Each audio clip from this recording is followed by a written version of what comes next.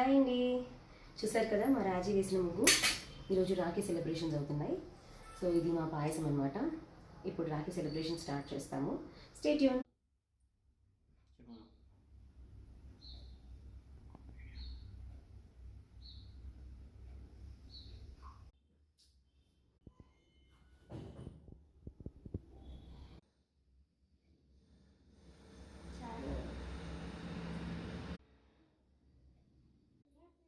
మళ్ళీ చెప్పు,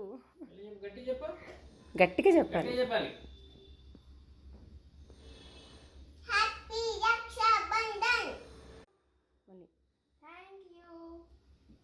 రెండు రాఖీలు కడుతుంది. ఏమో లాగుతుందో ఎంత లాగుతుందో అలా నుంచి నాకు తెలీదు.